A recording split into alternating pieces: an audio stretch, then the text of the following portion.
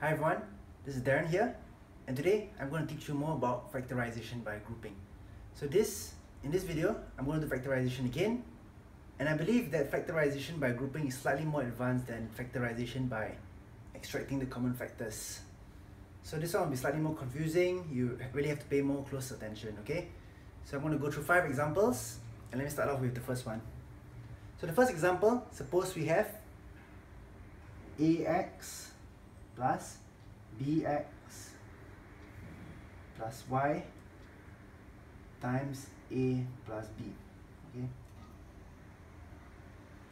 so this can be actually very confusing, because what is going to happen is, first we have to use our knowledge of factorization by extracting the common factors. So we see here that, see, x, right, is in both these two terms. So let's start off from there. This one there's no x, so let's not touch, okay? We just leave it. So we just pull out x from these two terms. So let's see what we get. We're going to get x times a plus b, okay? So, and I'm going to just bring this down here because this is the same thing. So y times a plus b, right? Okay. So now, notice that there is a plus b and a plus b here, right? So in a way, again, these two are actually common as a common term. So we can pull it out, okay? So we're gonna group up. See, these two is a group, right? So we're gonna just pull them out. And then what happens? If I pull out a plus b from both sides, okay? A plus b. So some of our knowledge of the factorization by extracting the common factors are still being applied here, okay? Just that this is slightly more advanced, so I'm going to pull out a plus b from both sides, which will leave us with what? X plus y, right? You see? So this is actually quite tricky. How do I go from here to here, right? So let's see whether we are right. You see, if I took x times this whole chunk, this would give me this part, right? X times ab, okay? And now y times this whole chunk will give me y times ab. Hence, actually, this is how I know that I factorized correctly. Alright? So, this is the final answer. That's all actually. So, okay? Never mind, I'll go through a second example, okay? Let's go. Let's see. A second example whereby we really have to group our variables quite well before we can go about extracting the common factors. Okay, so now in the second example, AB plus AC plus B square plus BC. Okay, so this is a case whereby again we're going to use mostly factorization by extracting the common factors, because they are already grouped up quite nicely. Because here you can see A and A is common to both, and here you can see B and B is common to both. Okay, I'm going to just go about solving this now, and later on I'll modify this question and go about solving it again, and you can see that how we are actually supposed to group it correctly, because now they have actually done the grouping for us already. They put the B and B together and the A and A together. So in this one, it is very similar to question 1, first example. I'm going to pull out A from these two, so it's going to give me A times B plus C, right? So because A times B giving me AB, A times C giving me AC. And now, for this side here, I'm going to pull out a B, because B square has 2 B's, right? Yes, because B square is B times B. So therefore, I pull out B, I get B plus C again, because B times B giving me B square, and B times C giving me BC. So then we see that B plus C and B plus C here are the same, so we can do our final step, which would be A plus B in brackets times B plus C, because we're pulling out the B plus C from here, pulling out the B plus C from here, leaving us with the A plus B. Okay? So this will be the final answer for this question. But let's say we had it slightly different. Maybe the question wanted to be tricky. And this was b square over here, and this was AC over here. So now the grouping is different, right? Hey, but actually, you see, what's gonna happen? If I pull out b from this side, because both these two has b, right? Let's see what happens. We're gonna say a. Sorry, I'm pulling out b, not a, so I should write as b. Okay, so I pull out b, we get a plus b. And here, we pull out c, because there is c in both sides. So I pull out c, and I get c times a plus b. So again, we realize that this is fine.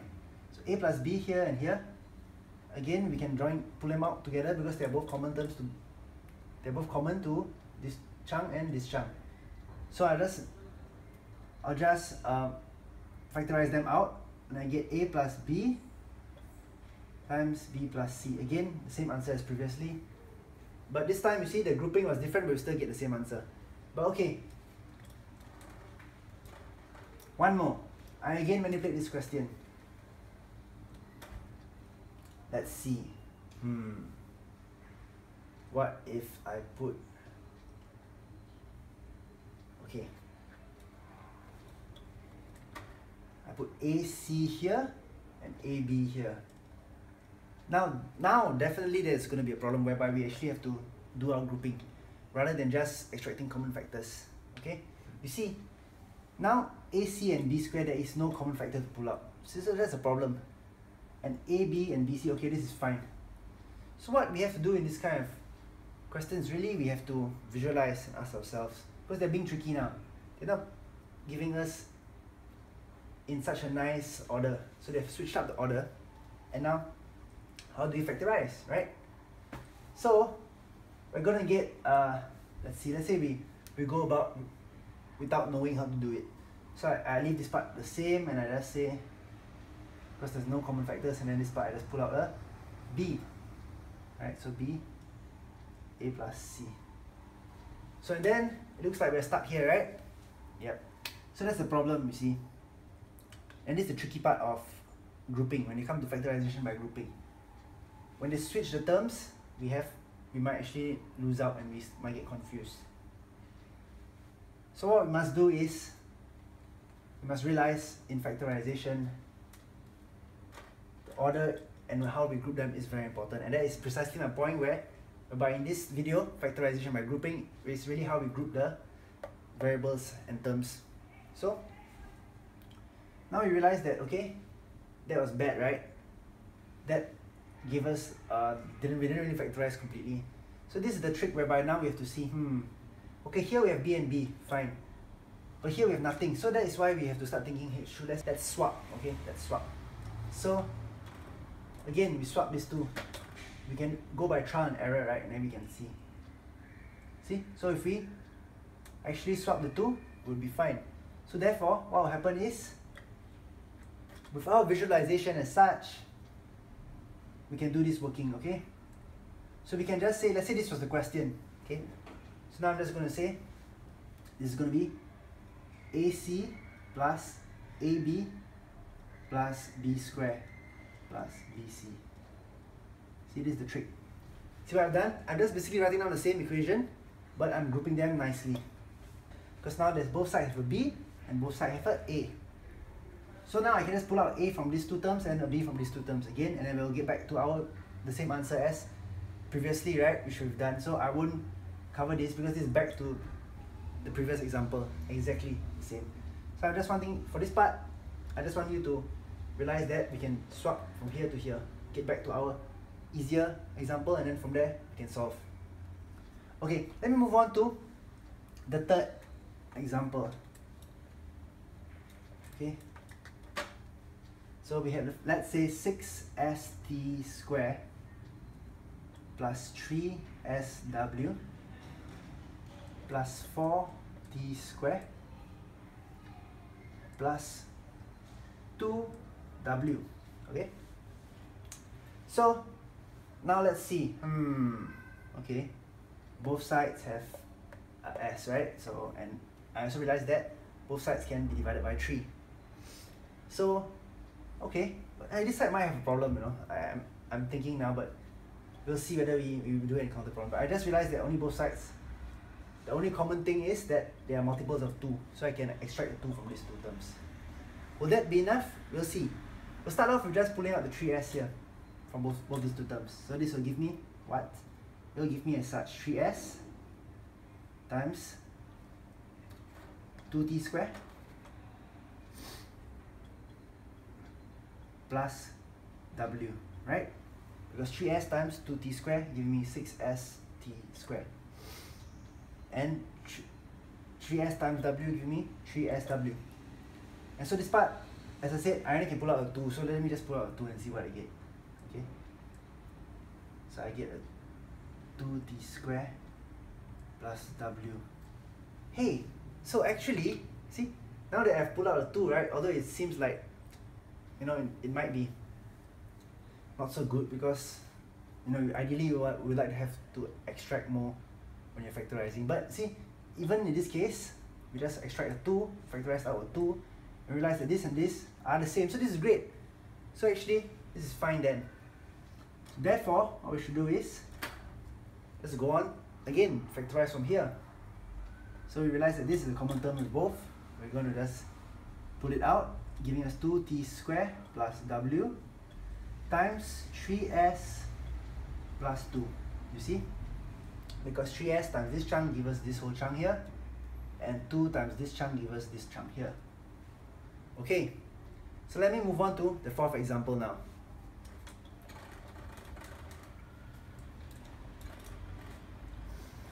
In this fourth example, we have, let's say, a question as such, okay? Minus x plus a x plus y minus y, okay? So straight away, I realize this is a bit different from the rest, right? Like, axy is in the center and then minus x and minus y here. I have to think. Okay? We are thinking and then we realize that, let's say I expand this, okay? Let's see what happens. We expand first and then we try to factorize. But actually, we ask ourselves, if I expand first and factorize, maybe I'm making my job harder, right? Because in the end, we want to factorize. So maybe let's not expand first. So when you see a question like this, the trick is to group them. Let's change this one from here to here. Let's group these two together, side by side, to make it clearer for ourselves. So we do this first before we expand and try to factorize. Maybe this is a better way. Okay, so let's just group this together first. We'd rather try this way because we could get an answer faster if, by grouping this, we get a possible answer. So I do minus x minus y plus a x plus y. Okay. So now here I realize that, okay, the only thing I can pull out from both of them is a negative, right? Because both are negative, x, negative y. So I actually can extract a negative 1. So x plus y plus a x plus y. You see? Then I realize, hey, yes, again, like the example previously, we realize, yeah, being tricky is not so obvious, but if you pull out negative 1, you get x plus y, right? Because negative 1 times x giving negative x, negative 1 times y giving us negative y. Then we see x plus y and x plus y. Yes, we are on the right track. So therefore, I'll just pull out, again, extract x plus y from both terms. Give me x plus y times a minus 1. And this is our final answer. Okay? So we had to group here, and then here we had to factorize. Okay? So I'll move on to my last and final example for this video. Okay, let's see what do we have.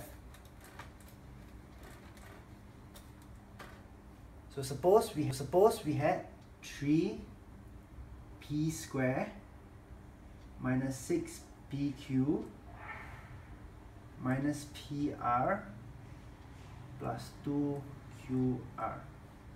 So I have to observe. Do we have to swap any of the terms? Possibly no, because I see that both of them can be divided by 3p, and this side there's r, so there's something to actually extract, you know. I can actually factorize out r from these two and 3p from these two. So let's see whether it works out before we actually start swapping the terms. So in this case, let's go ahead straight away, we dive right in. We divide by 3p. So this will give us p minus 2q, right? Because 3p times p giving us 3p squared, 3p times minus 2q giving us negative 6pq. Okay, and now this part, I'm going to extract the r, right? Okay, let's see what happens. So I pull out the r, I say plus r, because imagine, right, I want to put a plus here because I prefer a plus, okay?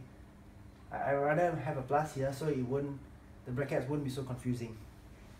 So pretend that this was here and this was here. So you can see clearly what I'm doing. I'm just pulling out r. So this will give me 2q minus p. Okay. Then we look and we think, isn't this quite similar, just that the signs are different? Yes, they are. So therefore, there is this trick again we can do to make these two swap, and that trick is simply doing this. So we write down the first part here, the same. We're going to convert this part. So what if I multiply it by -1? Multiply this chunk by -1. Right? So now, let's say I said this was negative. No, sorry, not multiply by -1. Okay, because that will change the. Rewrite it, not multiply by -1. So I'm going to pull out the negative from here. So okay, let me start again. Okay, let me rephrase myself. Okay, so I want to do it slowly. So let's say here I can actually rewrite this as